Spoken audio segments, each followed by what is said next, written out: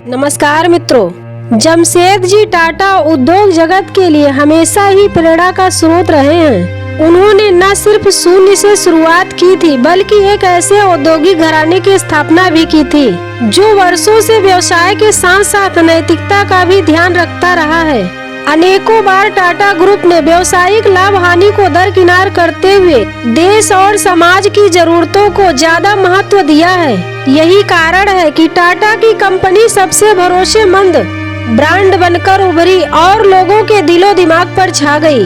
तो आइए मित्रों, जानते हैं टाटा समूह के संस्थापक जमशेदजी टाटा के जीवन से जुड़े कुछ महत्वपूर्ण पहलुओं को। जमशेदजी टाटा भारत के महान उद्योगपति और विश्व प्रसिद्ध औद्योगिक घराने टाटा समूह के संस्थापक थे।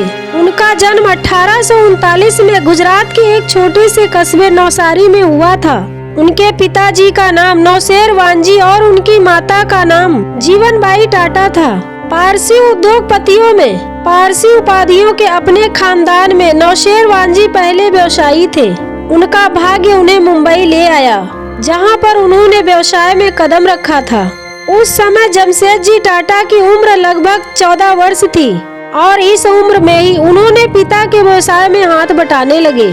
जमशेदजी टाटा पढ़ाई के दौरान ही हीराबाई दब्बू से विवाह कर लिया था और वे 1858 में ग्रेजुएट हुए और अपने पिता के व्यवसाय से पूरी तरह जुड़ गए थे।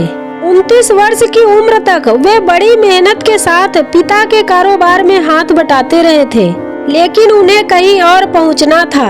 इसीलिए अपनी बचत के 21,000 रुपयों की पूंजी के साथ उन्होंने एक ट्रेडिंग कंपनी की स्थापना की। वह दौर बहुत ही कठिन था। अंग्रेज अत्यंत बर्बरता से 1857 की क्रांति को कुचलने में सफल हुए थे। इसके बाद 1868 में 21,000 रुपयों के साथ उन्होंने अपना खुद का व्यवसाय शुरू किया। सबसे पहले उन्होंने एक दिवालिया तेल का कारखाना खरीदा और उसे एक रुई के कारखाने में तब्दील कर दिया। इसके साथ ही उसका नाम बदलकर रखा अलेक्जेंडर मिल और 2 साल बाद उसने इस मिल को अच्छे खासे मुनाफे के साथ इसे बेच दिया। इस पैसे के साथ उन्होंने नागपुर में 1874 में एक रुई का कारखाना लगाया था। महारानी विक्टोरिया ने उन्हीं दिनों भारत की रानी का खिताब हासिल की थी और जमशेदजी ने भी वक्त को समझते हुए इस कारखाने का नाम एम्प्रेस मिल रखा, यानी कि महारानी मिल। 1879 तक टाटा परिवार को एक छोटा सा व्यापारी समूह समझा जाता था। इस मुंबई व्यवसाय जगत में पीछे की बेंच पर बैठने वाला माना जाता था। जमशेदजी ने इस भ्रम को तोड़ते हुए एम्प्रेस मिल बनाई, जो उनकी पहली बड़ी औद्योगिक कंपनी थी। जब जमशेदजी ने नागपुर में कॉटन मिल बनाने की घोषणा की, उस वक्त मुंबई को टेक्सटाइल नगरी कहा जाता था। उस समय अधिकांश कॉटन मिल मुंबई में ही हुआ करती थी। इसीलिए जब जमशेदजी ने नागपुर को चुना, तब उनकी बड़ी आलोचना हुई थी। एक मारवाड़ी फाइनेंसर ने एम्प्रेस मिल में निवेश करने की बात पर कहा था कि इस कंपनी में पैसा लगाना मिट्टी में सोना दबाने जैसा है। जमशेदजी ने नागपुर को 3 कारणों से चुना था। कपास का उत्पादन आसपास के इलाकों में ही होता था, रेलवे जंक्शन भी पास ही था और पानी तथा ईंधन प्रचुर मात्रा में यहाँ उपलब्ध था। पहली स्वदेशी कंपनी की स्थापना की। साल 1874 में जमशेदजी टाटा ने वह कारनामा कर डाला जिसने भारतीयों का सीना गर्व से चौड़ा कर दिया। उन्होंने central India spinning weaving manufacturing नाम की एक कंपनी बनाई। यह एक भारतीय के द्वारा शुरू की गई एक पहली कंपनी थी। इसके शेयर मुंबई स्टॉक एक्सचेंज में कारोबार होता था। उस समय इस कंपनी की पूंजी 5 लाख रुपए थी, जिसमें जमशेदजी टाटा ने 1,50,000 रुपए निवेश किया था। शायद इसीलिए टाटा को कंपनी का मैनेजिंग डायरेक्टर बना दिया गया था और डायरेक्टर बनते ही उन्होंने इस कंपनी के बैनर तले एक कपास मिल लगाने का फैसला किया और इस उद्देश्य के लिए उन्होंने नागपुर को चुना।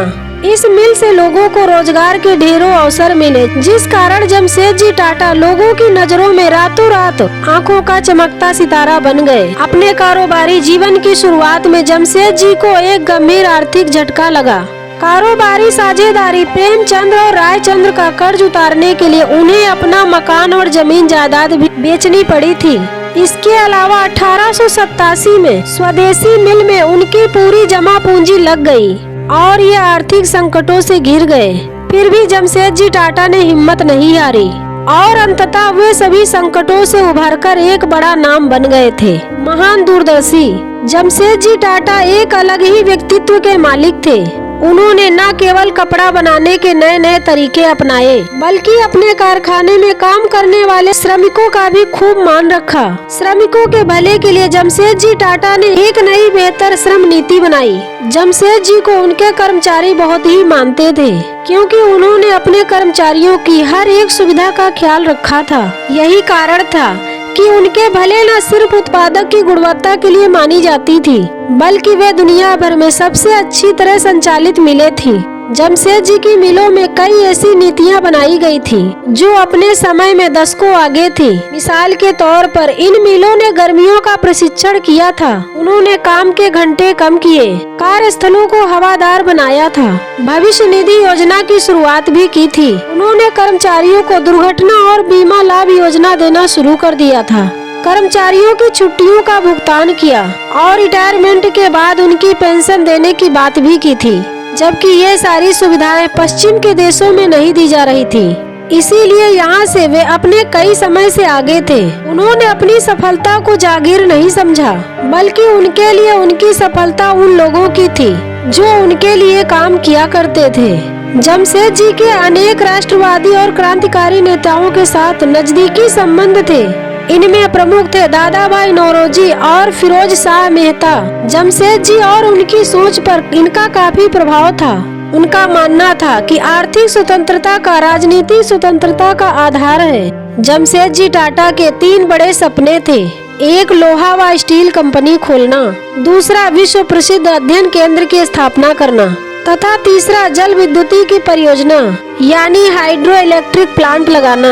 लेकिन दुर्भाग्यवश उनके जीवन काल में तीनों में से कोई भी सपना पूरा न हो सका। लेकिन वह बीज तो बो ही चुके थे, एक ऐसा बीज जिसकी जड़ें आने वाली पीढ़ियों ने अनेकों देशों में फैलाई। इसके अलावा उनका एक और सपना था जिसको वह पूरा करना चाहते थे, और वह होटल ताजमहल। उनका यह सपना उनके जीते जी ही पूरा हो गया था। यह विश्व प्रसिद्ध होटल 1903 में 4 करोड़ 21 लाख रुपयों की शाही खर्च से तैयार हुआ था। उस समय की यह रकम आज के अरबों के बराबर थी। मुंबई के शान कहे जाने वाले होटल ताज के निर्माण के पीछे एक कहानी चर्चित है। कहा जाता है कि 19वीं सदी के अंत में भारत के कारोबारी जमशेदजी टाटा मुंबई के सबसे महंगे होटल में गए थे। दुर्भाग्यवश उन्हें वहां रंगभेद का शिकार होना पड़ा और उन्हें होटल से बाहर जाने तक को कह दिया गया था, जो कि वे पहले ही भारत में एक शानदार होटल बनाना चाहते थे, और ऐसे में उन्हें इस घटना ने उकसाने का काम किया। जमशेदजी टाटा ने तत्काल तय किया कि वे भारतीयों के लिए एक होटल बनाएंगे, और 1903 में मुंबई के समुद्री तट पर ताजमहल पैलेस होटल तैयार हो गया। ये मुंबई की पहली ऐसी इमारत थी जिसमें बिजली थी, अमेरिकी पंखे लगाए गए थे, जर्मन लिफ्ट भी मौजूद थी और अंग्रेज शख्स भी थे। उस समय ये होटल अन्य होटल्स की तुलना में काफी बेहतर था, जो आज भी भारत की एक धरोहर है। इसमें भी उन्होंने अपनी राष्ट्रवादी सोच को दिखाया था। उन दिनों स्थानीय भारतीयों को बेहतरीन यूरोपीय होटलों में घुसने नहीं दिया जाता था, इसीलिए उन्होंने ताजमहल होटल का निर्माण करवाया था, ताकि भारतीय नागरिक भी एक विश्व स्तरीय होटल में प्रवेश कर सके। इसके बाद कुछ वर्षों में जमशेदजी टाटा की तबीयत खराब रहने लगी। इसके चलते 1904 में जर्मन में उन्होंने अंतिम सांस ली थी। भारतीय औद्योगिक क्षेत्र में जमशेदजी टाटा का बहुत ही महत्वपूर्ण योगदान रहा है। उन्होंने भारतीय औद्योगिक विकास का मार्ग ऐसे समय में प्रशस्त किया था जिस समय में केवल यूरोपीय अंग्रेजी कुशल समझे जाते थे। तो मित्रों, ये थी जमशेदजी टाटा जी के बारे में कुछ महत्वपूर्ण बातें। और आप लोगों की जमशेदजी टाटा के बारे में क्या राय है, कमेंट कीजिएगा, और हमारे channel story line audio cast को लाइक और सब्सक्राइब कीजिएगा।